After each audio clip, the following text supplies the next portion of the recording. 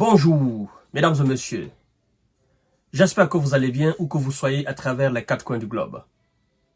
Nous sommes à Niamey, au Niger, avec le général président, son Excellence Abdourahmane Tiani et son CNSP.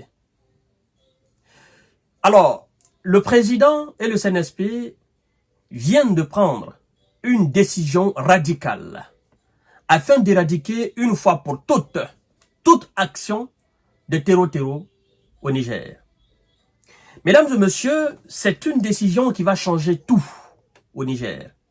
Et je crois bien, avec l'appui et la collaboration de nos amis russes, je pense que ça va faire du boom. Alors, il s'agit d'un recrutement gigantesque au sein des forces de l'ordre et de sécurité nigériennes. Mesdames et messieurs, oui, le nombre dépasse l'entendement. Et ça va se passer en cette année 2024. Avant que nous n'entrions dans les vifs du sujet, mesdames et messieurs, permettez-moi de vous dire, s'il vous plaît, appuyez sur le bouton partage, partagez la vidéo dans tous les groupes possibles, abonnez-vous sur mes différentes plateformes. Ici, il s'agit de J-Visionnaire, mais aussi, vous avez ma chaîne YouTube qui est Kanté J-Visionnaire, le vrai. Et j'ai aussi une autre page Facebook qu'on appelle Infomonde. D'accord?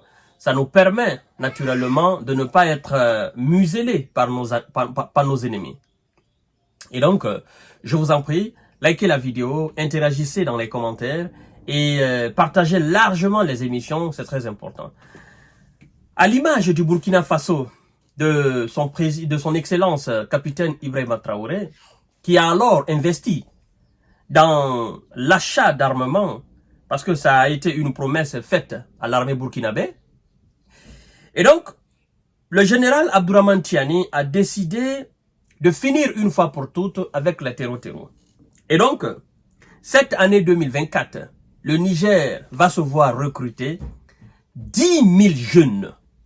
Mesdames et messieurs, c'est pas ça, hein? Non. 10 000 jeunes. Vous avez très bien entendu. Le Niger va recruter 10 000 jeunes soldats en 2024 pour mieux faire face aux défis sécuritaires auxquels le Niger est confronté. Niamey a annoncé un plan très ambitieux de recrutement visant à renforcer sa défense nationale. Alors, mesdames et messieurs, cette initiative, nous apprendons, s'inscrit dans un programme plus large qui vise à porter, n'est-ce pas, l'effectif total à 100 000 militaires d'ici 2030. Voilà l'objectif du Niger. 100 000 militaires afin de sécuriser chaque centimètre carré du territoire nigérien. Alors, cela a été relaté par l'agence nigérienne de presse, mesdames et messieurs. 10 000 jeunes hommes et femmes intégreront ainsi l'armée dans le courant de l'année, a fait savoir le ministère de la Défense nationale. Et écoutez ce qui a été dit, mesdames et messieurs. Les raisons pour lesquelles M. Abdourahmane Tiani et le CNSP ont décidé, n'est-ce pas, de passer aux choses sérieuses, aux choses très ambitieuses, afin, n'est-ce pas, de venir épauler ceux qui sont déjà là. 10 000, c'est pas petit. On dit que d'ici 2030, ils ambitionnent, hein, n'est-ce pas, avoir un total de 100 000 militaires au Niger, mesdames et messieurs. Alors, ils disent ceci, je cite, « La combinaison des défis liés au terreau couplé à une menace d'agression militaire et à des actions subversives de certains dignitaires déchus avec l'appui de puissances extérieures a accru naturellement les besoins de défense du pays, a déclaré le colonel-major Moukaïla Sofiani, directeur des études stratégiques au ministère de la Défense. » Alors, mesdames et messieurs, vous savez,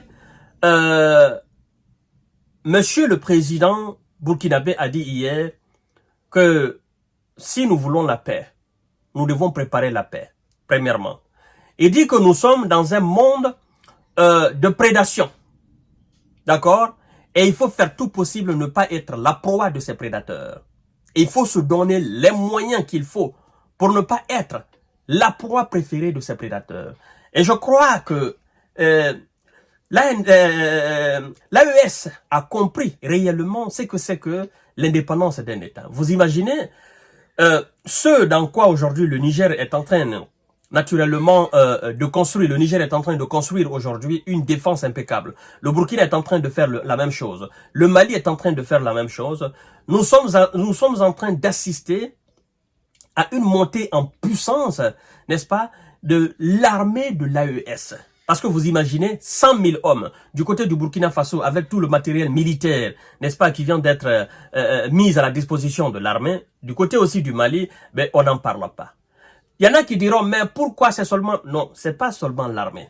Mais vous devez savoir que l'armée, c'est la pièce angulaire de l'indépendance et de la souveraineté d'un État. La défense. Et donc, nous devons faire en sorte que cette défense soit assise, très bien assise, afin que nous puissions, n'est-ce pas, nous ne puissions être la proie, comme je viens de dire, la proie des prédateurs. Les prédateurs, il y en a. Il y en a des prédateurs à l'intérieur même de nos différents États. Il y a des prédateurs aussi à l'extérieur. Et ceux qui sont à l'extérieur collaborent avec les prédateurs qui sont à l'intérieur, qui boivent avec nous, qui mangent avec nous, qui dorment avec nous, qui se lavent avec nous, qui font tout avec nous. Et ce sont ces prédateurs qui sont très dangereux parce que ce sont eux qui donnent nos codes. Parce que nos décisions sont prises devant ces prédateurs internes. Vous comprenez, nos décisions de défense, nos stratégies de défense sont prises devant ces prédateurs internes. Ce sont des collaborateurs. Ce sont des gens issus de nos nations. Ils ont la nationalité nigérienne, la nationalité burkinabé, la nationalité malienne. Ce sont des Maliens, des Burkinabés, des Nigériens qui sont nés là, mais qui sont au service de l'impérialisme. Vous comprenez? Voilà. Donc, ces prédateurs, il faut qu'on se débarrasse d'eux et leurs complices à l'extérieur, comme vient de dire le CNSP tout à l'heure. Alors, chères dames, chers messieurs, chères demoiselles, je ne vais pas abuser de votre temps. Je pense que vous avez compris la quintessence de cette émission. La défense, avant tout. La défense, avant tout. 10 000 jeunes, vous imaginez? D'abord, le fait de recruter 10 000 jeunes, ça donne de l'emploi aux jeunes. Et c'est pas n'importe qui va intégrer. Non, il faut être dans les conditions normales. Conditions physiques, conditions intellectuelles minimum requis, et voilà, avoir toutes ces qualités avant d'être militaire. Parce que c'est pas seulement, oh non, gros bras, machin, non, c'est pas ça l'armée. L'armée, c'est la discipline. L'armée, c'est quelque chose qui n'est pas seulement fait pour les gros bras ou pour des gens qu'on dit souvent dans le quartier, toi tu es bon dans l'armée, non. L'armée, avant tout, c'est un travail de tête. C'est un travail, il faut être un génie. Un militaire, avant tout, c'est un génie. Voilà. Donc, mesdames et messieurs, voilà un peu ce que le CNSP vient de nous annoncer. Et moi, je suis très fier parce que je me dis, ben, ça va changer quelque chose. D'accord? Comme le capitaine Ibrahim a dit.